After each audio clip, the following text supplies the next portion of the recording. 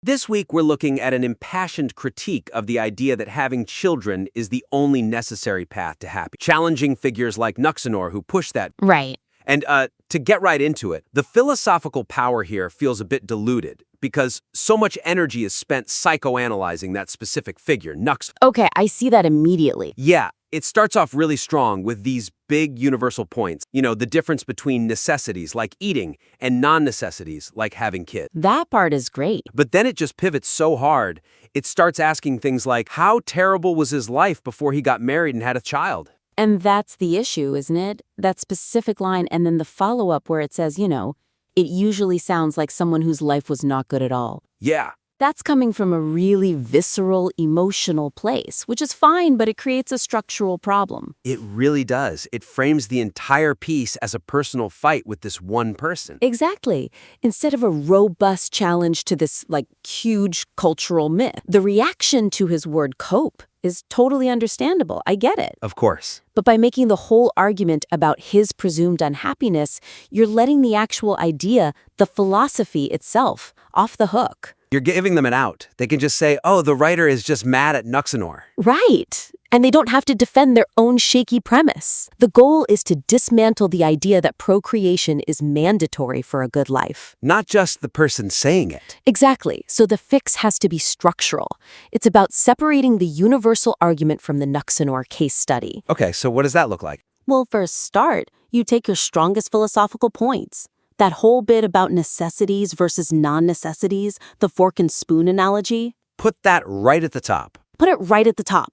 Make that the undeniable foundation for everything that follows. And then Nuxenor becomes an example. A case study, a perfect case study. You use his comments not as the main subject, but as a detailed illustration of how flawed and narrow this whole way of thinking is. I see. So you keep that fire, that intensity from the original draft. You absolutely keep it. But you redirect it. It's not, why is Nuxenor like this? It's, Nuxenor's argument is a perfect example of this dangerous myth. Yes, and that makes the whole thing much more powerful. Whether your reader has heard of Nuxenor or not, they get the big idea instantly. Okay, that makes sense. Let's move to the second point. To move beyond just refuting the other side and create something really resonant, the material has to spend more time building an affirmative, distinct definition of child-free happiness. So it's not just about what it isn't. Exactly. The analogy about happiness being like eating with different utensils, a bottle, a glass, a straw, it's creative. It's really strong. I like that a lot. But the piece stays on the defensive. It spends most of its time pushing back against the negative frame, this idea that a life without kids is severe suffering and torment. Right, it proves really well that not all parents are happy and not all non-parents are miserable. But the reader who's on your side, they already know that. They're waiting for the next step. They're waiting for you to tell them what the straw or the fork actually is. What does it represent in terms of deep, profound meaning? It's not enough to say it isn't a punishment. You have to show what the reward is. Exactly. We know it's fine to be child-free, but fine doesn't win against an argument about ultimate happiness. You have to match that intensity. So the suggestion here is to get really specific, to introduce these other domains of, let's say, non-procreative fulfillment that offer that same level of deep, ultimate happiness. And you can tie it right into that utensil analogy. How so? Well, when you talk about the different utensils, you connect them to something concrete. Give them some weight. Okay. Maybe the knife is, a life dedicated to creative mastery or professional excellence, something that leaves a legacy. The spoon could be about profound community impact, a life of service. And the straw could be about building these incredibly deep, chosen families, platonic or romantic, that are just as meaningful. Yes, and you can use the strength of the existing rhetoric to pivot. Right after you challenge the idea that children can be a punishment, you pivot hard into asserting these alternative definitions of a rich, fulfilling life. So you move from defense to offense. Not, here's why we don't need kids, but here's the profound joy and impact we create instead. It stops being a refutation and becomes a declaration. That's what will really resonate with people. It's an enthusiastic choice. I like that a lot. Okay, finally, let's dig into that part about divine command. because I think there's a huge opportunity here that's being missed. Oh, I know the section you mean. The material has this critical, high-impact counter-argument about involuntary childlessness that needs to be explored way more deeply to just shatter the opponent's premise. It's the logical kill shot, isn't it? It really is.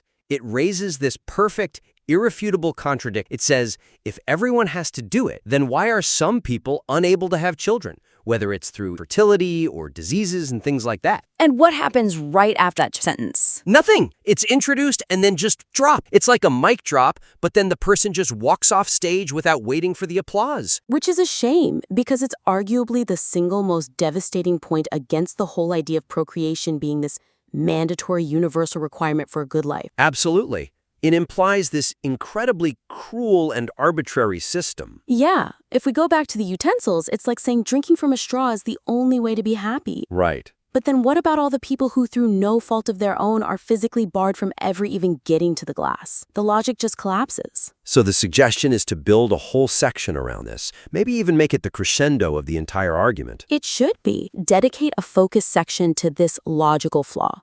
So you reintroduce infertility, disease, all of it, and you really push on the implication. If having kids is the only path to happiness, what does your philosophy say about the lives of all these people who are denied that path? You force the opponent to confront that cruelty, and you can tie it back to their own dramatic language. They claim not having children is severe suffering, or death as a punishment. Okay, yeah. So you challenge the reader. How does this belief system treat people who suffer that punishment through no choice of their own? It marginalizes them. It invalidates their entire existence. It moves the argument from a simple disagreement to an ethical indictment of their whole worldview. It does. It makes the critique so much more robust. It's the point where their entire argument about necessity just crumbles under its own moral and logical weight. So, to wrap up, this is clearly very powerful material driven by real conviction. And the rhetorical tools like that utensil analogy are already there. They're great.